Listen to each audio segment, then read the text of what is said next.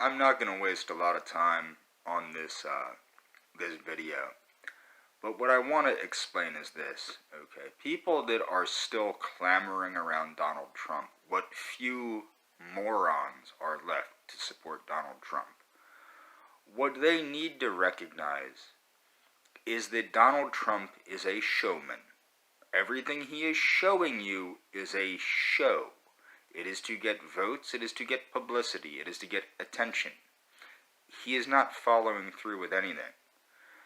The ridiculousness of him calling out communism at the White House with the veterans from the Bay of Pigs invasion, the failed Bay of Pigs invasion, mind you, a failed invasion of Cuba. He is celebrating a failure, okay, a failure. He's celebrating that, number one. Number two, he is calling out communism, and as someone in my comment section said, he's calling out communist China. Okay, well, the fact of the matter is, yes, China's communist, call him out. But McCarthy was right. Joe McCarthy was right. And I'm going to leave a list in the link, a link in the description to a playlist of mine called Anti-Communism. And I want people to watch that, because there are more important places to fight communism than in China, than in Vietnam, than in Cuba, than even in South America and Latin America. And that place is in the United States. We actively have communists and anarchists under the banner of Antifa murdering people in our streets, setting fire to buildings in our cities, and literally waging a war against the United States government. And Donald Trump has the power to end this with the Insurrection Act, and I will post links to that too.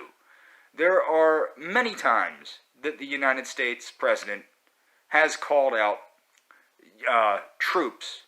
Even Bill Clinton in 1992 called out troops to deal with the LA riots, the Rodney King riots, as some people might remember them. He called the Marine Corps out to deal with that. There are many presidents that have utilized military force to quell riots and insurrections. And people that are saying, oh, well, Donald Trump, he wants to get reelected. He doesn't, he has a job to do. When he became president of the United States, he took a job. And part of that job is doing things that might not be popular for the benefit of the country and the citizenry.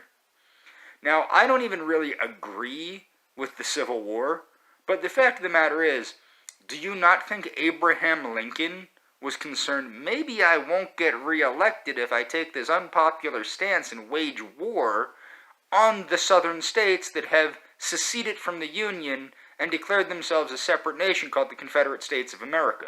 Do you think Abraham Lincoln might not have been a little concerned he would have lost re-election? But he did it, didn't he? Okay? The fact of the matter is, being president of the United States doesn't mean that you're the president of the United States so everybody likes you. That's why we're a republic and not a democracy. His job as a public servant is to serve the needs of this country and the needs of the United States citizenry. And part of those needs is for him to actually invoke the Insurrection Act and deal with the insurrection that it's befallen our country. And that is what needs to be done.